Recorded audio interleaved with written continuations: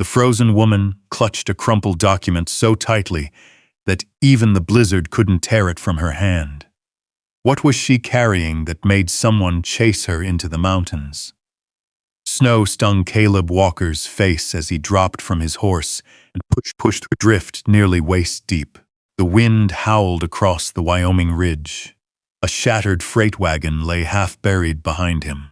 Then he saw her, a woman frozen in the snow, one hand locked around a folded paper, her pulse barely there beneath his trembling fingers. As another sound echoed through the storm, Caleb realized they weren't alone out there. If you're watching, tell me where you're joining us from today. Winter came hard to the Wind River Mountains in 1887. Most folks in Wyoming Territory knew how to read a storm. They watched the clouds. They watched the birds. They listened to the wind moving through the pines. But some storms did not arrive. They attacked. By noon, the sky had disappeared behind a wall of white. Snow spun across the mountains so thick that even the tallest pines seemed to vanish. Fence posts became ghosts. Trails disappeared. The world shrank to a few feet in every direction. Caleb Walker pulled his coat tighter and leaned forward in the saddle. His mare, Daisy, fought through the drifts one slow step at a time. The horses in his upper pasture needed checking. If he waited until morning, some might not survive the night. The wind screamed across the ridges. Caleb lowered his head and kept moving. At 37, he had spent most of his life in Wyoming, long enough to know when nature was angry and when it was simply trying to kill you. Today, it was trying to kill you. He reached the old railroad grade shortly after noon. The tracks had never been completed. The company had run out of money years ago. Only scattered rails and abandoned equipment remained buried across the mountains. Something dark caught his eye through the blowing snow. At first, he thought it was a fallen tree. Then he saw a broken wheel. Caleb pulled Daisy toward it. Half buried beneath the drift sat a freight wagon. One side had shattered completely. A mule lay frozen nearby beneath a layer of snow. The wagon looked as though it had rolled down the embankment during the storm. Caleb climbed down.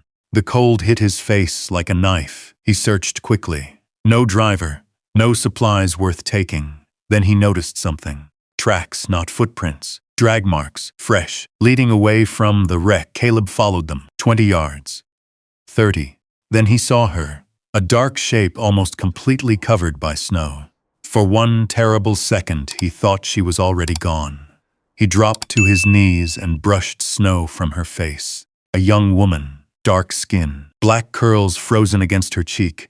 Her eyes were closed. Her lips carried no color. Caleb removed a glove and pressed 2 fingers against her neck. Nothing. Then there. A faint pulse, weak, barely there, but alive.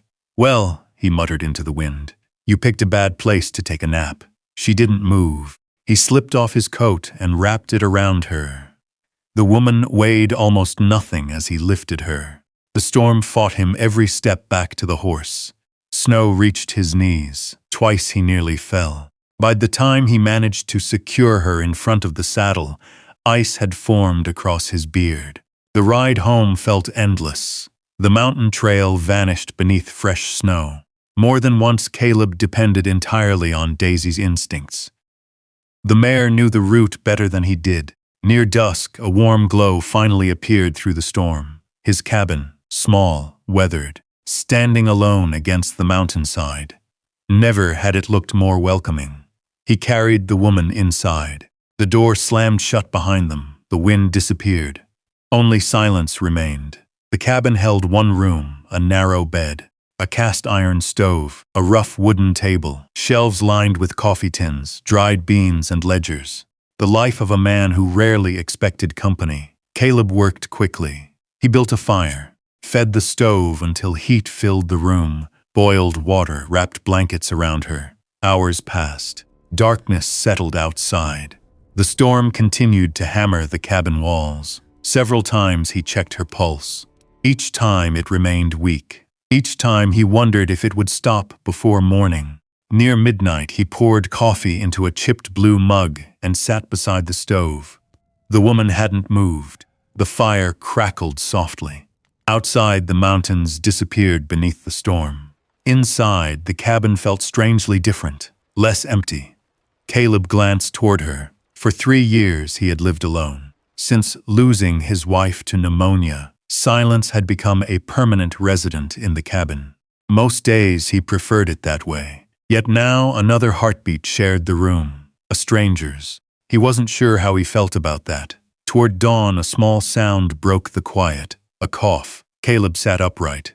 The woman stirred beneath the blankets. Her eyes opened slowly, gray eyes, sharp despite exhaustion. She looked confused, then frightened. Her gaze darted around the room. The stove, the table, the rifle hanging near the door. Finally, it landed on Caleb. She pulled the blanket closer. "Easy," Caleb said.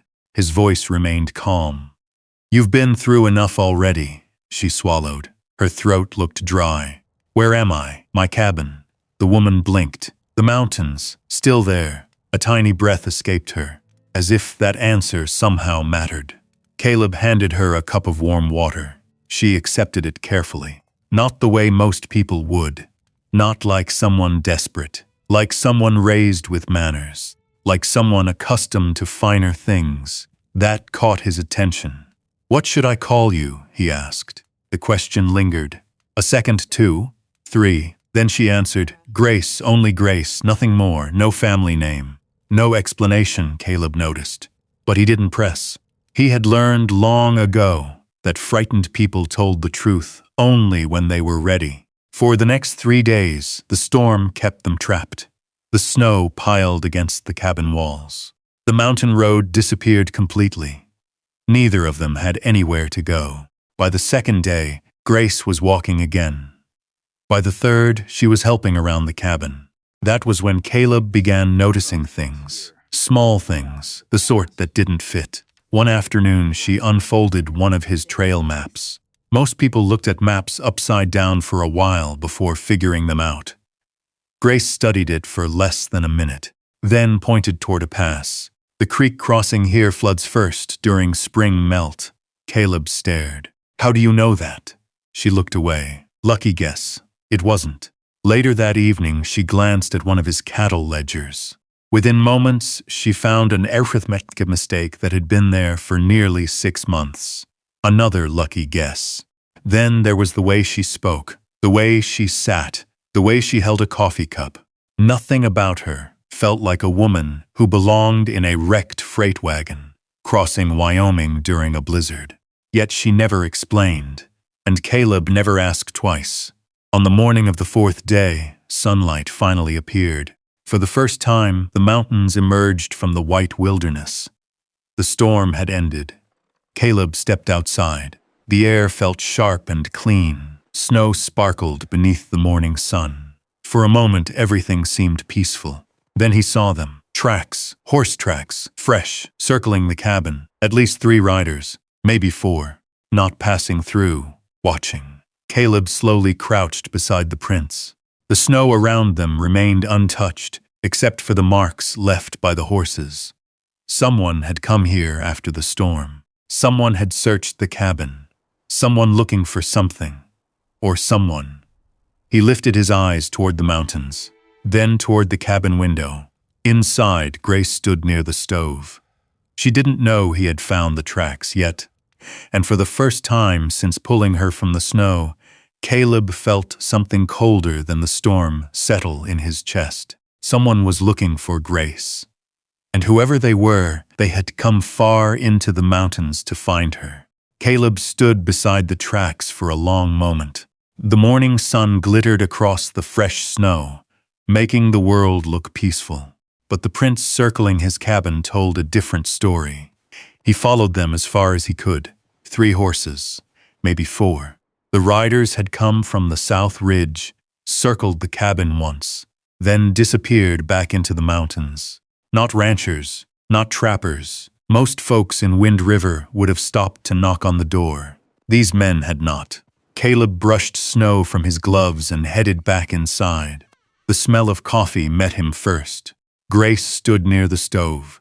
She had borrowed one of his old wool shirts and rolled the sleeves twice to fit her arms. A cast-iron skillet rested on the stove. Cornbread warmed beside a pot of beans. For a moment, she looked less like a mystery and more like someone who belonged there. Then she glanced up. "You were gone a while." Caleb removed his hat, checking the horses. It wasn't quite a... Grace studied him. He had the feeling she knew that. Neither said anything more. The cabin settled into a strange rhythm over the next few days. The storm had blocked every road leading down the mountain. Leaving wasn't an option, so they worked. Caleb repaired harnesses. Grace mended a torn blanket. They shared meals. Sometimes they talked. Sometimes they sat quietly while the stove ticked and popped. The silences no longer felt uncomfortable. One afternoon, Caleb spread several ledgers across the table. The books contained years of horse sales, feed purchases, and debts owed by neighboring ranchers. Numbers had never been his strength. Grace glanced at the pages while pouring coffee. Then she paused. "You've been shorted."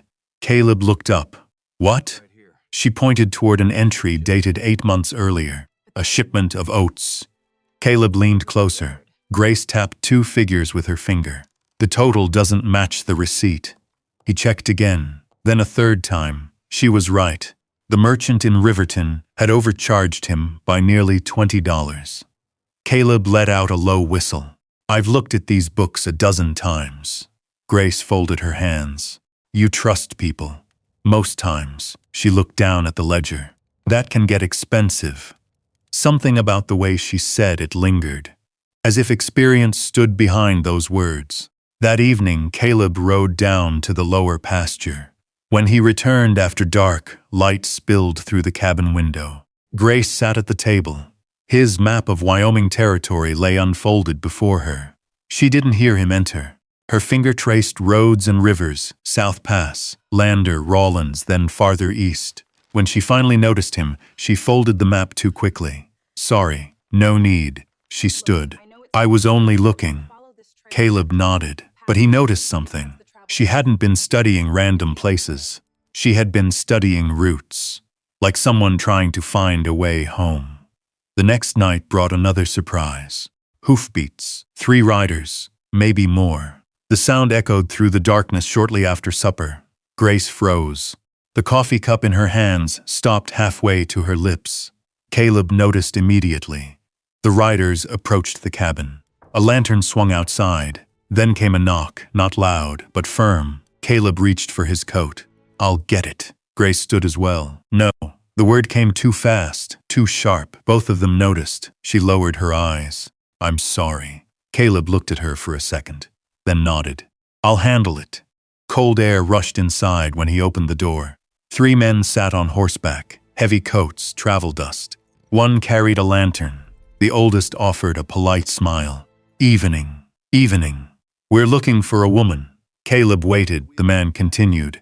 "Carriage accident during the storm. Young woman. Went missing somewhere in these mountains." Caleb kept his face still. "Lot of mountains around here." The rider chuckled. "Fair enough." He pulled a folded paper from his pocket. "We're trying to help her family." Caleb never looked at the paper. Something about the man's eyes bothered him. The smile never reached them. "Sorry," Caleb said. "Haven't seen anybody." The rider studied him, then glanced toward the cabin window. The curtain moved slightly. Grace had been watching. The man saw it too. For one tense second, nobody spoke. Then he smiled again. "If you do see her, tell her people are worried." "We'll do that." The riders turned their horses. Snow crunched beneath hooves. Soon darkness swallowed them. Caleb waited until the sound disappeared completely. Then he shut the door. Grace stood beside the stove, pale, silent. Those men weren't family. She looked at him. "No, they weren't trying to help you."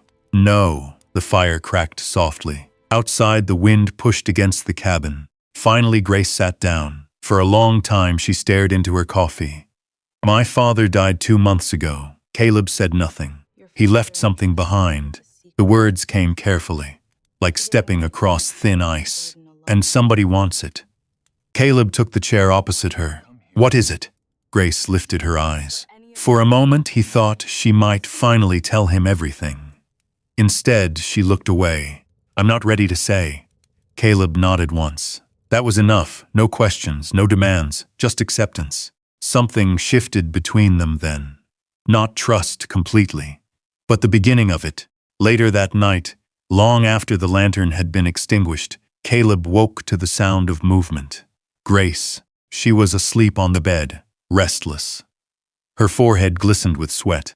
The fever had returned. She whispered something. At first he couldn't make it out. Then he heard it clearly. One word, Blackstone. Caleb sat upright. The name hit him like a hammer. Every rancher in Wyoming knew Blackstone, the largest cattle operation in the Rocky Mountains. A kingdom of land, livestock, and money. Grace turned slightly. Still asleep, still trapped somewhere inside the fever dream. Caleb stared into the darkness, then toward the sleeping woman, the mysterious traveler, the educated stranger, the woman being hunted through the mountains. And suddenly, one thing became painfully clear. Grace was not just connected to Blackstone Ranch, she belonged to it, somehow, some way. And whatever truth she had been hiding was far bigger than either of them had admitted. Morning arrived quietly. Sunlight slipped through the frost-covered window and painted pale gold across the cabin floor. Grace was already awake. She sat near the stove, holding a tin cup of coffee between both hands. Steam drifted upward and disappeared into the cool air. Caleb stepped from the small back room and paused. For the first time since finding her in the snow, he looked at her without wondering who she might be. Now he wondered how much she had lost. Grace noticed him watching. You sleep at all? Some. She gave a faint nod. Neither mentioned Blackstone.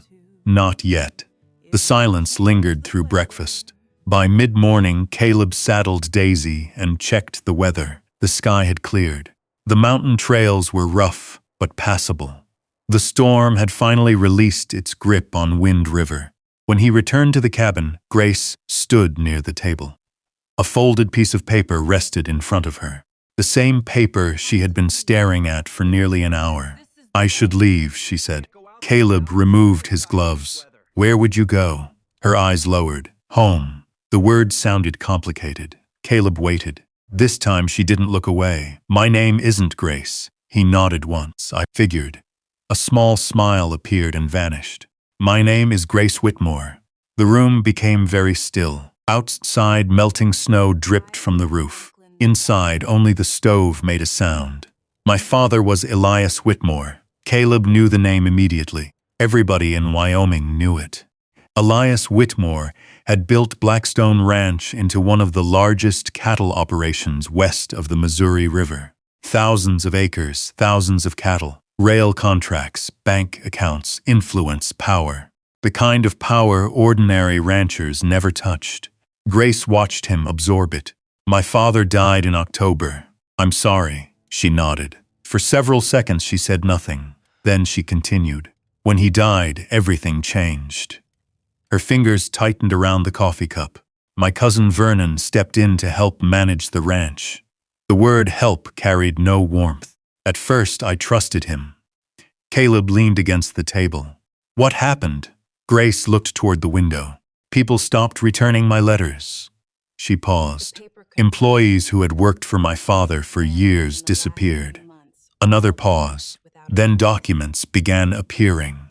What kind of documents? Papers saying I wasn't capable of managing Blackstone.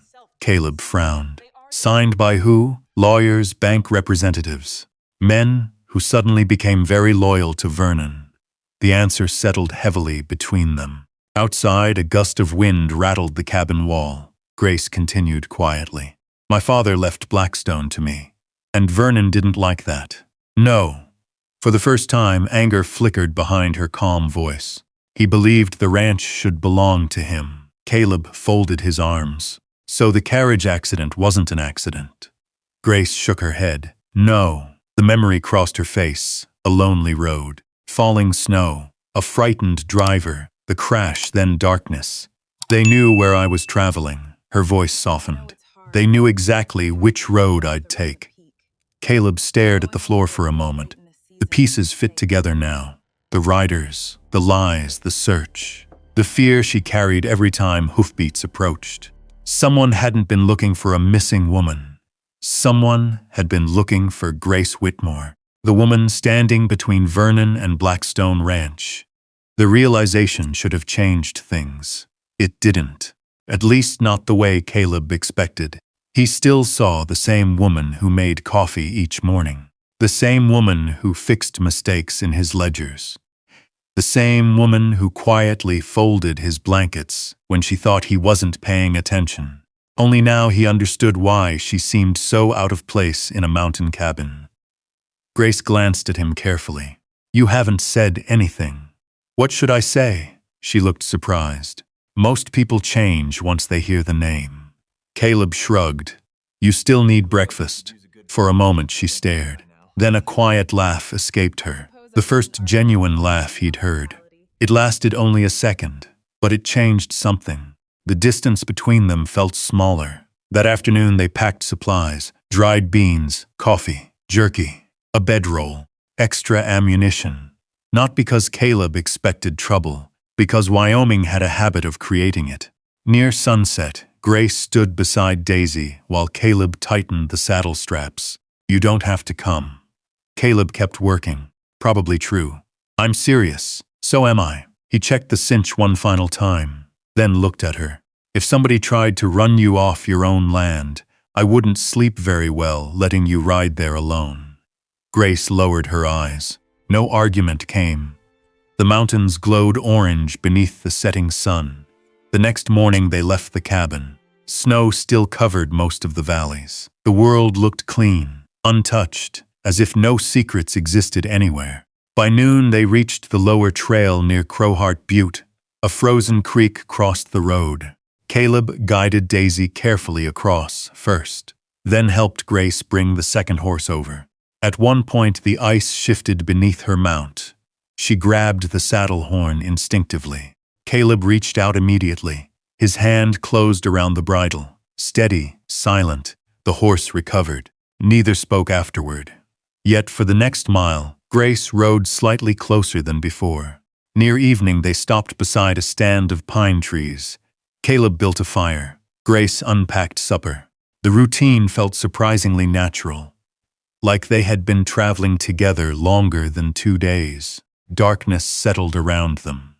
The fire crackled softly. Somewhere in the distance a coyote called. Grace wrapped a blanket around her shoulders. "Do you ever miss it?" Caleb looked up. "Miss what?" Having people around, the question lingered. He stared into the flames. "I used to. Not now." Grace noticed the choice of words. But she didn't press. Some losses were visible without explanation. The fire burned lower. The stars brightened overhead. Neither realized how much quieter their loneliness had become since meeting the other. And somewhere beyond the mountains, beyond the frozen valleys and winding roads, Blackstone Ranch waited. So did Vernon Whitmore. And neither of them knew that the hardest part of the journey had only just begun. The ride south took 6 more days. The mountains slowly gave way to open valleys. Snow still covered the ground in patches, but spring was beginning its long climb into Wyoming. Caleb and Grace traveled mostly in silence. Not uncomfortable silence. The kind that settles between two people who no longer need to explain every thought. On the 7th morning, they reached a ridge overlooking Blackstone Ranch. Grace stopped her horse. For a moment she said nothing. Below them stretched thousands of acres of pasture land. Long fences cut across the valley.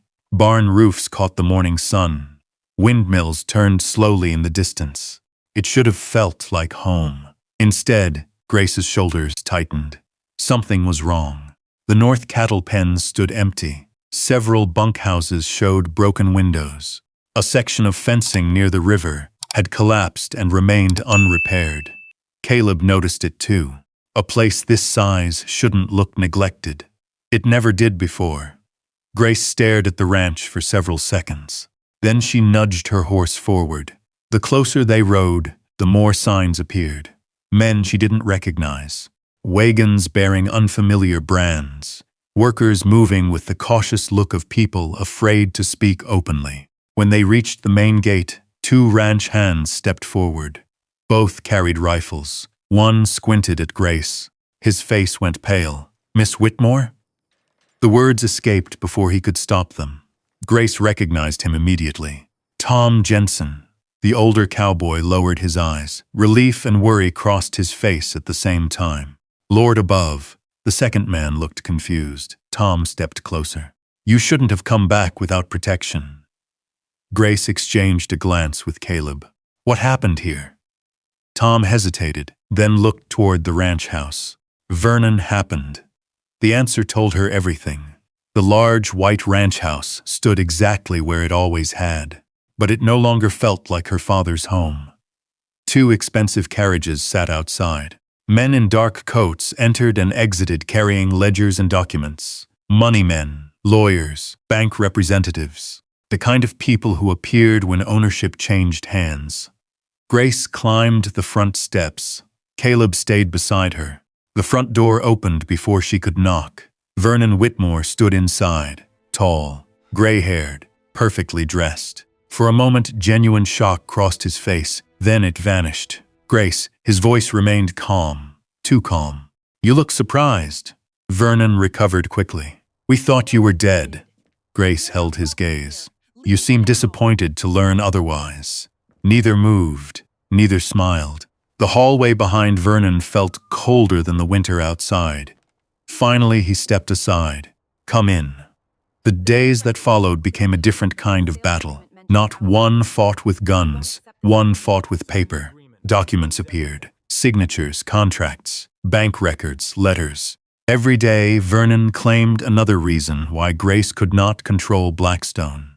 Every day, Grace found another lie hidden beneath the paperwork. Caleb watched from the edges. He sat through meetings in town offices. He stood beside her in the county records building. He listened as strangers discussed her future, as though she wasn't sitting in the room. One afternoon, they visited the office of Judge Harold Mercer, an old man with silver hair and tired eyes. He reviewed several documents in silence, then removed his glasses. "Your father's will is valid." Grace sat perfectly still. Vernon's lawyer frowned. Judge Mercer continued. "The question isn't ownership." He looked directly at Grace. "The question is whether enough witnesses remain willing to testify." The room fell silent. There it was. The real problem. Fear. Too many people depended on Vernon now. Too many people were afraid to speak. That evening, Grace stood alone on the back porch. The sun was setting behind the mountains. Caleb joined her, carrying 2 cups of coffee. She accepted one. Neither spoke for a while. Below them, the ranch stretched across the valley. Her father's life, her inheritance, her responsibility. It shouldn't be this hard. Caleb leaned against the railing. "Most things worth keeping are." She looked at him. The same calm face, the same steady presence. The man who had found her half buried in snow and never once asked what reward might come from helping. "Why are you still here?" The question surprised him. Grace immediately regretted asking it, but Caleb only looked toward the distant pasture. Because somebody should be. The answer was simple, which somehow made it mean more. A week later, the first break came. 3 former Blackstone foremen agreed to testify. Then 2 more. Word began spreading. People started talking. Old employees returned. Stories surfaced. Records appeared. Receipts. Payroll books. Letters written by Elias Whitmore himself. For the first time, the balance started shifting. Vernon noticed, and Vernon panicked. 2 nights later, Caleb left town after meeting one of the witnesses. Snowmelt turned the road muddy. The moon hid behind clouds. Halfway back to Blackstone, his horse suddenly shied. A warning. Then came the sound, a gunshot. The horse bolted. Caleb hit the ground hard. By the time ranch hands found him, he was unconscious beside the road. The news reached Blackstone shortly after midnight. Grace was halfway down the staircase before anyone finished speaking. The doctor arrived before dawn. so did fear. Not fear of losing land, not fear of losing money, not fear of losing Blackstone. Something else entirely. The doctor finally stepped from the room near sunrise. Grace rose immediately. Will he live? The doctor removed his spectacles. He should. Only then did she sit down. Only then did she realize her hands had been shaking. Hours later, she entered the room quietly. Caleb lay sleeping. Bandages wrapped his shoulder. His face looked pale beneath the morning light. The room had once belonged to Elias Whitmore. Now it held the man who had carried her through a blizzard. Grace pulled a chair beside the bed. Then she sat there, watching the slow rise and fall of his breathing. Outside, Blackstone Ranch waited for its future to be decided. Inside, Grace discovered a truth she could no longer deny. Losing Blackstone would hurt, but losing Caleb Walker would break something she wasn't sure could ever be repaired. For 3 days, Grace barely left the room. The doctor came and went. Bandages were changed. Medicine bottles appeared on the bedside table. The old clock in the hallway marked every slow hour. Outside, life continued. Inside, time seemed to stop. On the 4th morning, sunlight spilled across the quilt covering Caleb's bed. Grace sat beside the window, reviewing ranch accounts. She had not slept much. The scratch of her pencil paused when she heard a voice. "You're making that ledger nervous." She looked up so fast the pencil rolled onto the floor. Caleb was awake. His face was pale. His shoulder remained heavily bandaged, but his eyes were open. For several seconds, neither spoke. Then Grace laughed softly and wiped at her eyes before he could notice. "Doctor said you might wake today." He always this optimistic? Usually not.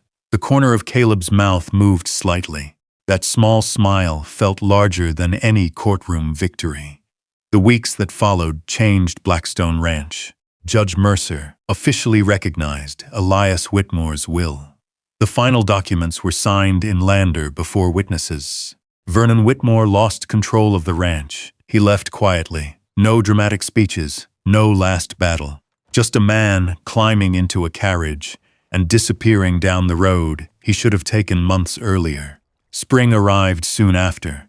Snow retreated from the valleys. The river swelled with meltwater. Grass returned to the hills. Old ranch hands came back one by one. Tom Jensen returned first, then 2 brothers from Dubois, then a cook named Martha, who had worked for Elias Whitmore for nearly 20 years. The ranch slowly found its heartbeat again. Each morning, wagons rolled through the gate. Each afternoon, cattle moved across the pastures. Each evening, lanterns glowed in bunkhouse windows. And through it all, Grace worked. Not from an office, not behind a desk. She rode fence lines, checked feed deliveries, met suppliers, reviewed payroll books herself. The people who had doubted her gradually stopped speaking. The people who worked beside her no longer needed convincing. Meanwhile, Caleb healed, at least partly. The doctor had been honest. His shoulder would never fully recover. Some mornings he struggled to button his shirt. Some evenings pain settled into the joint after simple chores. One afternoon, Grace found him standing alone in the barn. His saddle rested across a rail. A travel bag sat nearby. For a moment she didn't understand what she was seeing. Then she did. Caleb avoided her eyes. The silence stretched. Finally she spoke. "You're leaving." It wasn't a question. No sense pretending otherwise. The smell of leather and hay filled the barn. Outside, horses shifted in their stalls. Grace stepped closer. "Why?" Caleb rested a hand on the saddle. "Because this place belongs to you. It belongs to us all." "You know what I mean," she did, and she hated that she did. Caleb looked around the barn, the richest ranch in Wyoming. His voice remained calm. "You don't need a half-broken horseman following you around." Grace stared at him. For months he had faced down lawyers, witnesses, and men who wanted her gone. Yet this was the fight he couldn't win. The one inside himself. That night neither slept much. Before sunrise, Caleb saddled his horse. The ranch remained quiet. Only a few lights glowed in distant windows. He rode through the front gate without waking anyone. Or so he thought. An hour later, hoofbeats echoed across the prairie. Fast, determined, Caleb turned. Grace rode hard through the morning mist. Her horse closed the distance quickly. When she reached him, both animals slowed to a walk. Neither spoke at first. The grass moved gently beneath the spring wind. Birds circled overhead. Far away, the mountains stood blue against the horizon. Then Grace pointed toward a low rise nearby. The campsite. Caleb recognized it immediately. The place where they had shared a fire during the journey from Wind River. They rode there together. The ashes were long gone, but the memory remained. Grace dismounted first. For several moments, she simply looked across the open grassland. Then she finally spoke. "If you hadn't found me in that storm," her voice caught. She tried again. "If you hadn't found me, Blackstone might still exist." Caleb watched her quietly. The cattle would survive. She looked at him. The land would survive. The wind lifted a loose strand of hair across her face. "But I wouldn't." The words settled between them. Simple, honest, impossible to misunderstand. Caleb lowered his eyes. Grace stepped closer. "You keep talking about the ranch." Her voice softened. "You keep talking about what I own." Another step. "I never asked you to stay because I needed a manager." Caleb looked up. For the first time, uncertainty disappeared from her face. "I asked you to stay because you're home." Silence followed. Not empty silence, the kind that changes lives. A meadowlark sang somewhere beyond the hill. The grass swayed around them. And after everything they had survived, neither needed more words than that. Months later, Blackstone Ranch was thriving. Summer covered the valley in green. The cattle herds expanded. The barns were repaired. New fences stretched across the property. Visitors still came through Wyoming, asking about Grace Whitmore. Some wanted to see the woman who had reclaimed the largest ranch in the territory. Others wanted to meet the owner who had proven every doubter wrong. Most left talking about something else. A cowboy named Caleb Walker, the quiet man who stood beside her, the man who never cared about her fortune, the man who saw a freezing stranger in a snowstorm and stopped. On warm evenings, they often sat together on the porch Elias Whitmore had built years before, watching the sun disappear behind the mountains, watching the ranch settle for the night, watching a future neither of them had expected. People no longer spoke of Grace as the wealthiest heiress in Wyoming. Over time, another title replaced it, one that made her smile every time she heard it, Mrs. Grace Walker. And somehow, after everything, that mattered more than all the land stretching beyond the horizon, because Blackstone Ranch had not saved her. Money had not saved her. The storm had taken nearly everything. But in the middle of that white wilderness, two lost people had found the one thing they needed most, a place to belong. And this time, neither of them ran. As the sun settled behind the Wyoming mountains, and the last light drifted across the fields of Blackstone Ranch, it became clear that this story was never really about land, money, or inheritance. It was about two people who had almost given up on finding where they belonged.